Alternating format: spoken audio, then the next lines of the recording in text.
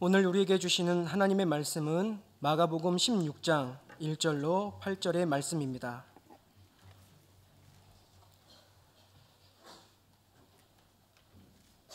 이제 말씀을 봉독합니다. 말씀을 봉독할 때 하나님의 음성을 친히 듣는 시간이 되시길 바랍니다. 안식일이 지남에 막달라 마리아와 야고보의 어머니 마리아와 또 살로메가 가서 예수께 바르기 위하여 향품을 사다 두었다가 안식 후 첫날 매우 일찍이 해 돋을 때에 그 무덤으로 가며 서로 말하되 누가 우리를 위하여 무덤 문에서 돌을 굴려주리요 하더니 눈을 들어본즉 벌써 돌이 굴려져 있는데 그 돌이 심히 크더라. 무덤에 들어가서 흰 옷을 입은 한 청년이 우편에 앉은 것을 보고 놀라매 청년이 이르되 놀라지 말라. 너희가 십자가에 못 박히신 나사렛 예수를 찾는구나. 그가 살아나셨고 여기 계시지 아니하니라. 보라, 그를 두었던 곳이니라. 가서 그의 제자들과 베드로에게 이르기를 예수께서 너희보다 먼저 갈릴리로 가시나니 전에 너희에게 말씀하신 대로 너희가 거기서 배우리라 하라 하는지라. 여자들이 몹시 놀라 떨며 나와 무덤에서 도망하고 무서워하여 아무에게 아무 말도 하지 못하더라. 아멘. 오늘은 부활 주일입니다. 해마다 4월경에 우리는 부활절을 맞이합니다. 대부분의 기독교인들은 예수님께서 부활하셨다고 믿고 있습니다. 본인이 기독교인이라고 생각하는 사람들 중에 예수님의 부활을 부정하거나 믿지 않는 분들은 그렇게 많지 않은 것 같습니다. 그러나 주님의 부활이 자신의 삶의 모든 동력이 되는 교인은 그렇게 많이 만나보지 못했습니다. 부활이 내 삶에 어떤 영향을 끼치는지에 대해 생각하기보다는 막연하게 부활을 생각하는 경우가 대부분이기 때문입니다. 부활주의를 보내면서 또 교회에서 나눠주는 계란을 서로 주고받으면서 그리고 지역마다 부활절 연합예배 등 많은 행사들을 경험하면서 부활에 대한 감동을 체험했다고 하는 사람들은 그렇게 많은 것 같지 않습니다. 그만큼 우리는 예수님의 부활을 부정하지는 않지만 생활의 모든 부분에서 주님의 부활과는 관계없는 삶을 살아간다고 볼 수가 있습니다. 어느 종교에나 그 종교를 특징 짓는 핵심 교리가 있습니다. 핵심 교리라고 하는 것은 그 종교가 생겨나게 된 이유이기도 합니다. 그런 의미에서 기독교의 핵심 교리는 바로 예수님의 부활입니다.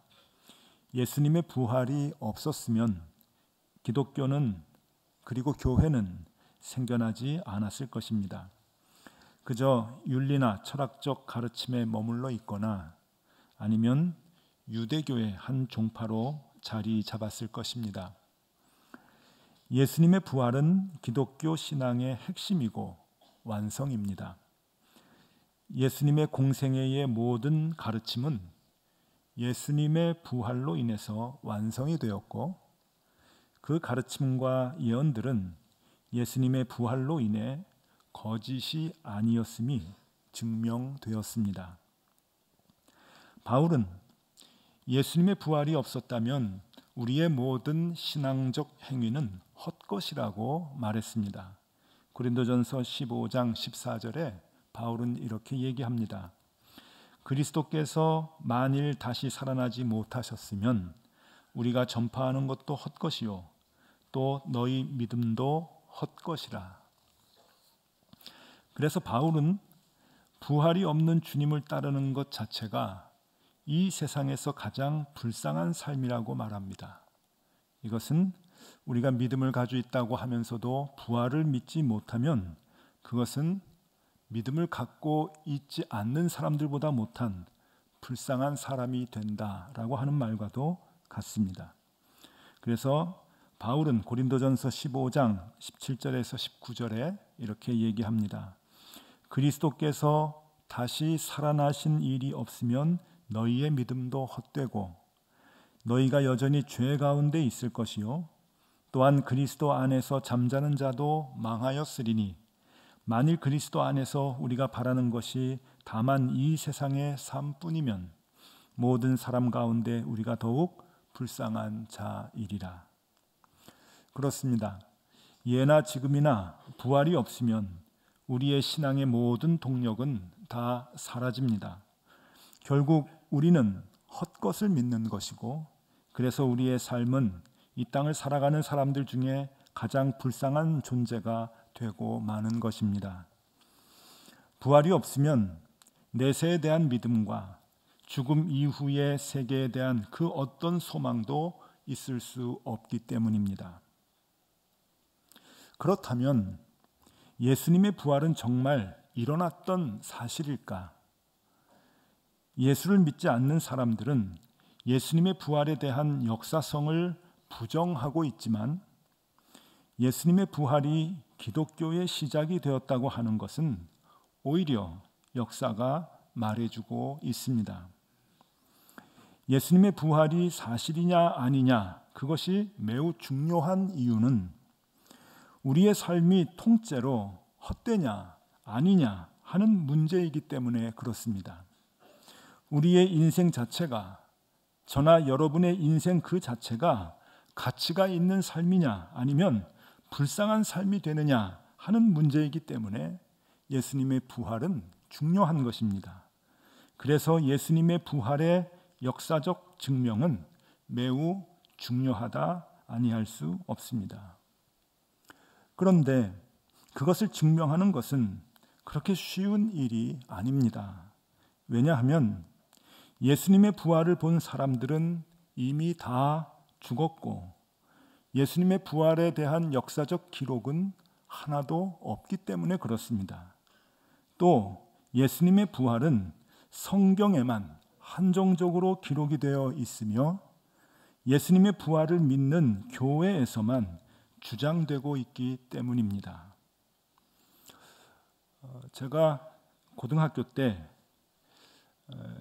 어느 선교단체에 가입을 해서 전도 훈련을 체계적으로 받은 적이 있습니다. 그때는 제가 참 믿음이 뜨거웠습니다. 고등학교 때. 믿음의 깊이는 지금이 더 좋을 것 같은데 열정은 그때가 더 많았던 것 같습니다.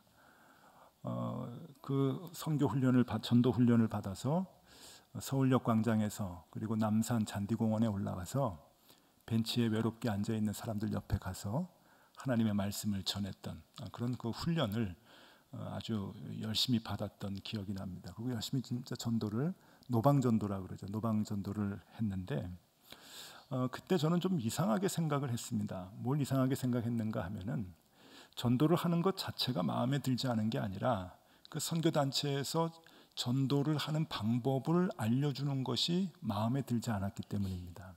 왜냐하면 어떻게 방법을 우리가 훈련을 했냐면은 성경 구절을 많이 암송을 했습니다.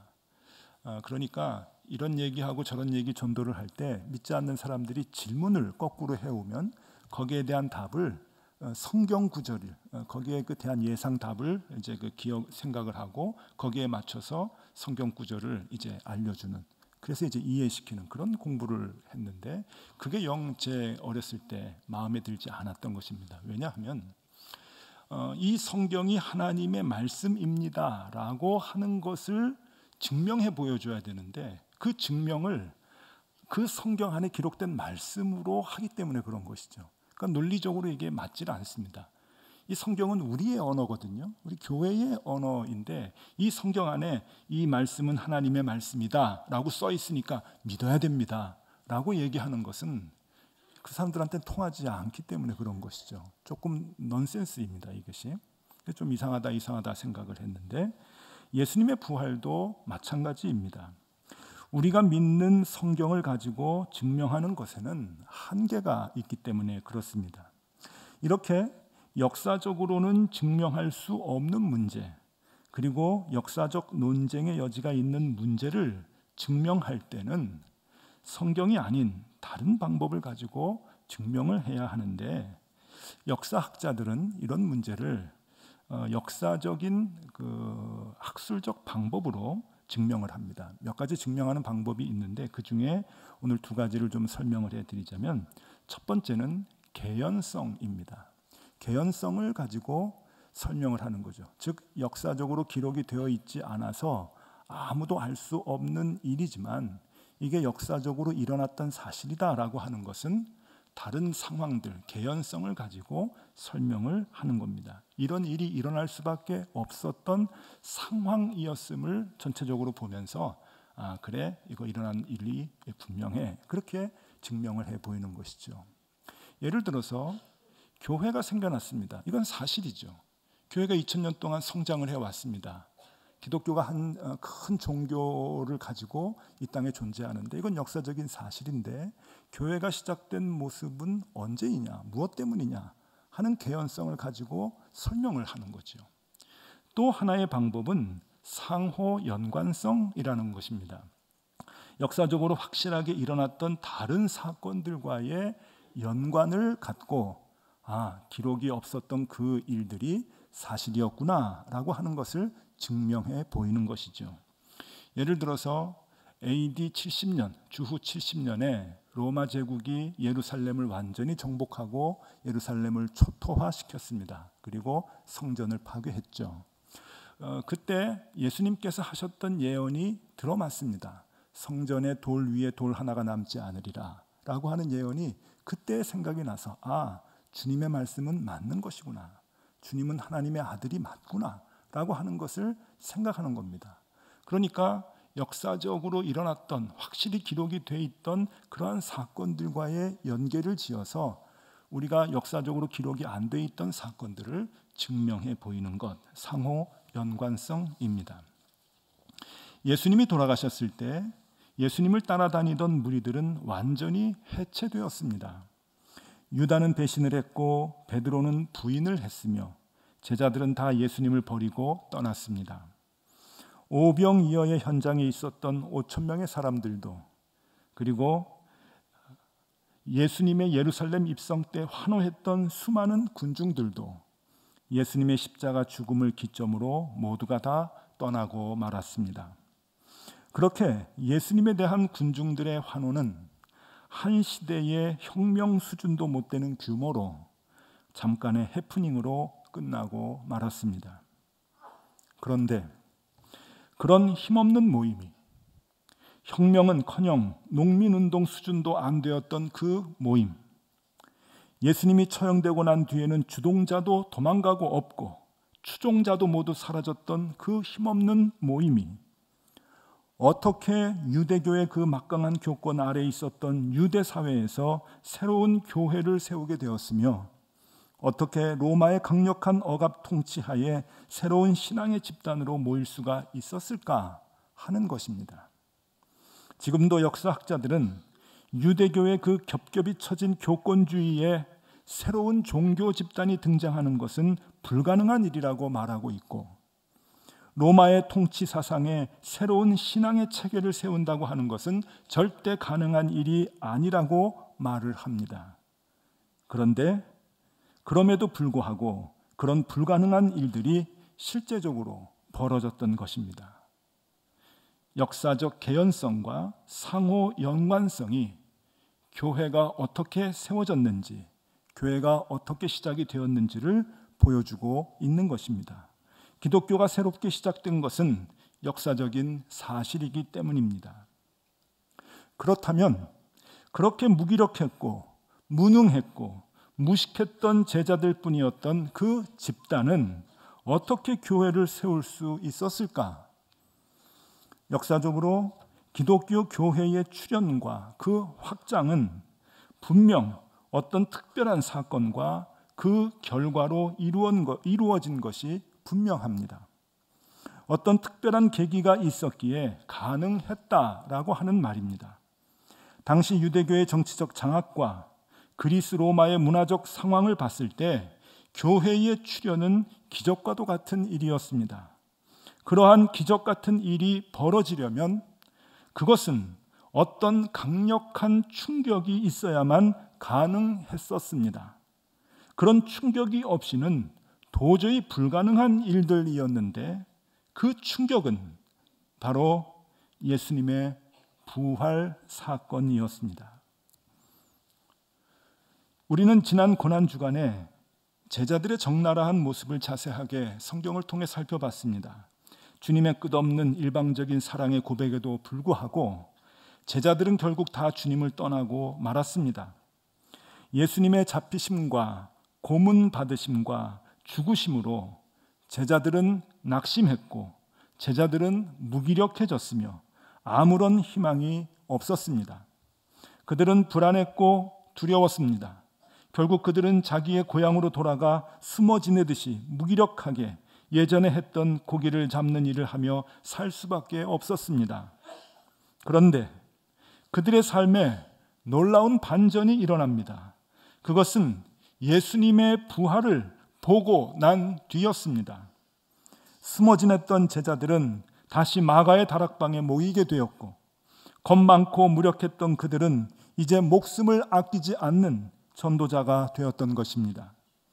그리고 그들은 그 위험한 유대의 교권 아래 그리고 로마의 살벌한 억압 아래에서 하나님의 교회를 세워 나갔던 것입니다. 그 기적은 예수님의 부활을 통해서 시작이 되었습니다. 그 후 교회는 2000년 동안 이 땅을 지키며 오늘날까지 이어져 내려왔습니다. 때로는 변질될 때도 있었고 때로는 역할을 다하지 못할 때도 분명히 있었지만 그래도 2000년 동안 교회가 교회되어 내려올 수 있었던 것은 부활을 체험한 수많은 믿음의 사람들이 교회 안에 있었기 때문입니다. 예수님의 부활을 체험한 사람들이 있었기 때문에 복음은 전 세계로 전해질 수 있었고 교회는 세상의 핍박과 도전에도 불구하고 오늘도 든든히 서갈 수 있는 것입니다. 그 교회의 힘은 어디에 있는 것일까? 기독교인 개개인의 힘은 어디에서 나오는 것인가? 그것은 예수 그리스도의 부활입니다. 교회는 부활을 믿을 때, 부활을 체험할 때 세상이 감당할 수 없는 강한 힘을 갖게 됩니다. 그러기에 부활에 대한 확신의 정도에 따라 그 힘이 다르게 나타납니다. 부활을 믿지 않으면 아무리 교회라 할지라도 이 땅의 복을 구합니다. 그러나 부활을 믿으면 하늘의 복을 구하게 됩니다. 부활을 믿지 않으면 교회는 사람이 주인이 되려고 애쓰지만 부활을 믿으면 교회는 하나님이 주인 되심을 고백하게 됩니다. 부활을 믿으면 교회는 복음 전도의 도구임을 알게 되고 교회는 천국의 모습을 보여주는 곳임을 깨닫게 됩니다. 부활을 믿지 않으면 이 땅의 소유에 집착하게 되고 힘을 집착하게 되고 크기에 집착하게 되지만 부활을 믿으면 이 땅의 소유에 집착하지 않게 되고 이 땅의 힘에 집착하지 않게 되고 이 땅의 부요함과 크기의 소유에 집착하지 않게 됩니다. 부활을 믿으면 내 것을 나눌 수가 있는 것이고 부활을 믿을 때 낮은 자를 찾아갈 수 있는 것이고 부활이 내 삶에 있을 때 고통받는 자들을 안아줄 수가 있는 것입니다. 하나님이 원하시는 하나님의 정의를 위해 우리의 삶을 헌신할 수 있게 되는 것도 우리가 부활을 체험할 때 가능한 것입니다. 부활은 우리 믿는 자들에게 전부입니다. 요즘 우리는 우리 교회의 분립을 준비하고 있습니다. 여러분들이 선거를 해서 분립에 찬성을 해주고 난 뒤에 이제 이것이 참 많이 이제 알려지게 되었습니다. 발 없는 말이 천리 간다고.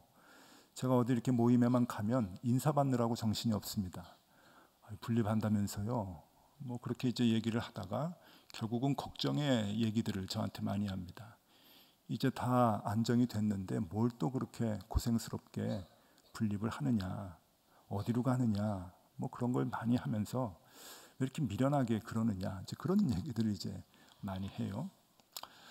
뭐 외부 사람들이 그러는 거야 뭐 이해도 하고 그러는데 간혹 우리 교인들 중에서도 목사님 그냥 지금이 좋은데 뭐 그렇게 이제 힘들게 지금까지 고생 10년 동안 했는데 뭘 또 이렇게 고생하시려고 그러느냐 그런 얘기를 할 때 마음이 조금 무겁기도 합니다. 그런데 더 무거운 것은 우리 가족들한테 그런 얘기를 듣는 거예요. 여러분, 우리 가족들이 다 찬성하지 않습니다. 저희 집 큰아이가 오래도록 가족하고 떨어져 살았습니다. 일본에서 고등학교까지 나오고 또 바로 미국에 가서 공부를 했고 또 작년까지는 아프리카에 가서 봉사를 하다가 지금은 또 미국에 가 있습니다. 그저 여름에 잠깐 이렇게 집에 들어오죠. 요즘은 그 핸드폰으로 화상 통화가 아주 수월하지 않습니까? 그래서 이틀이 멀다 하고 한 번씩 이제 화상 통화를 이제 하게 되는데, 지난번에 분립 투표 찬성 결론이 다 나고 난 뒤에 아이하고 화상 통화를 하는데 아이가 울어요. 아빠 괜찮겠냐고. 그래서 아빠 염려해 주는 것 같아가지고 난 괜찮아 그랬더니 아빠만 괜찮으면 뭐해 그래요. 내 생각 좀 해봤어 그러는 거예요. 아차 싶더라고요. 그래서 뭐가 그랬더니 아빠 나는 뿌리가 없어요. 나는 고향이 없어요. 아빠 이렇게 왔다 갔다 하니까 나는 한국만 가면 내 방이 자꾸 바뀌어요. 자기 방이 없다는 거예요. 자기가 정을 붙이고 있을 집이 없다는 거죠. 그러니까 고향이 없고 뿌리가 없게 이렇게 느껴진다는 거예요. 그래서 너무 서럽다는 거예요. 우리 아이는 입학한 학교와 졸업한 학교가 다 다릅니다. 초등학교, 중학교, 고등학교, 대학교 다 달라요. 그만큼 많이 이렇게 왔다 갔다 하니까 아이가 너무 힘들었다는 거예요. 참 미안한 마음이 들었습니다. 아이가 많이 울더니 아빠 괜찮겠냐고. 그래서 그래, 어차피 나그네 삶인데 우리 집에 어디 여기 있겠니? 하늘에 있지. 그리고 아빠는 하나님께 칭찬받는 게 좋다. 아빠는 상급을 하늘에서 받고 싶다. 여기 편안한 거 그렇게 아빠 바라지 않아. 고생하지 뭐, 하나님 기뻐하시는 일 한 번 더 하고 싶다. 그 얘기를 했어요. 아빠, 남아있는 교회는 어떻게 해요? 높은 뜻 정의교회. 거긴 누가 오세요? 몰라. 하나님이 알아서 하시지. 괜찮을까? 네, 괜찮지. 하나님 주인 되시는 교회라며. 우리 맨날 그렇게 기도하잖아요. 우리 신앙 고백하잖아요. 하나님 주인 되시는 교회라고. 하나님 주인 되시는 교회라고 입으로 고백하는데 왜 결정적인 순간에는 걱정합니까? 전 그 이해가 잘 안 돼요. 하나님 주인 되시는 교회라고 10년 아니 그 이상을 고백을 했으면 이렇게 결정적일 때 그 믿음이 담대하게 나와야 돼요. 뭘 걱정하십니까? 오 목사님 없으면 어떡해요? 예, 저에 대해서 참 칭찬해 주는 말씀 같아서 고맙긴 한데 믿음은 그건 아닙니다. 하나님 주인 되시는 교회는 하나님이 지켜주세요. 가끔 사람이나 목사의 욕심이나 불신앙 때문에 교회가 망하긴 하지만 무능함 때문에 망하지는 않습니다. 왜? 능력은 하나님께 있기 때문에 그래요. 여러분 걱정하지 마십시오. 걱정하지 마십시오. 분립되어 나가는 교회도 잘 될 것이고 남아있는 교회도 더 잘 될 것입니다. 왜? 하나님이 주인 되시는 교회이기 때문에 그렇습니다. 이게 우리의 부활신앙과 다 연결이 되어 있어요. 우리가 천국의 소망을 두고 하늘을 바라보게 되면 이 땅의 것으로 걱정하지 않습니다. 하나님의 손길을 볼 수 있기 때문에 그런 것이죠. 부활의 신앙은 모든 부분에서 우리에게 용기를 주고 담대함을 줍니다. 그 부활신앙을 우리가 가져야 합니다. 예수님은 예수님의 부활을 믿고 그 부활이 나에게도 나타난다는 것을 확실하게 우리가 안다면 우리의 삶은 모든 부분에서 변하게 될 것입니다. 그리고 엄청난 힘을 얻게 될 것입니다. 그것은 세상의 모든 가치관이 변하기 때문에 가능한 것입니다. 그래서 베드로 사도는 이렇게 얘기합니다. 베드로전서 1장 3절 4절의 말씀입니다. 우리 주 예수 그리스도의 아버지 하나님을 찬송하리로다. 그의 많으신 긍휼대로 예수 그리스도를 죽은 자 가운데서 부활하게 하심으로 말미암아 우리를 거듭나게 하사 산 소망이 있게 하시며 썩지 않고 더럽지 않고 쇠하지 아니하는 유업을 있게 하시나니 곧 너희를 위하여 하늘에 간직하신 것이라. 부활을 믿지 않았을 때는 이 모든 것이 두려웠지만 부활을 믿고 난 뒤에는 하늘의 것을 사모하기에 하늘의 것에 욕심을 내기에 주님의 명령을 따라 우리는 살 수 있게 됩니다. 그래서 무기력하지 않고 더 큰 힘을 얻어 세상을 향해 주님의 부활의 증인으로 살 수 있는 것입니다. 그러기에 교회의 승패는 부활에 대한 신앙에 달려 있습니다. 기독교인의 삶의 승패도 부활에 대한 소망에 달려 있습니다. 그리고 더 나아가 우리 인생 전체의 승패는 부활에 대한 믿음에 달려 있습니다. 주님은 부활하셨습니다. 부활을 믿는 만큼 우리의 삶은 달라집니다. 주님의 부활은 아무 말도 하지 못하고 두려워 떠는 우리에게 새 힘과 새 소망을 주십니다. 오늘 이 부활의 날, 그 주님을 만나실 수 있기를 바랍니다. 그리고 부활의 주님을 믿음으로 절망과 무기력에 빠져있던 우리의 삶이 언제나 활력이 넘치는 기쁨의 삶으로 바뀌기를 소망합니다. 주님은 진정 부활하셨습니다. 기도하겠습니다. 주님, 오래도록 교회를 다녔지만 세상의 가치관에 밀려 두려워 떨며 아무 말도 하지 못했던, 아무 일도 하지 못했던 우리들입니다. 주님 부활하시어 우리에게 소망 주심을 감사합니다. 주님, 무기력한 우리의 삶을 송두리째 바꿔주시고 이 땅이 아닌 하늘의 소망을 두며 살아갈 수 있도록, 그래서 새로운 힘과 능력을 얻을 수 있도록 우리를 인도하여 주시옵소서. 예수 그리스도 이름으로 기도드리옵나이다. 아멘.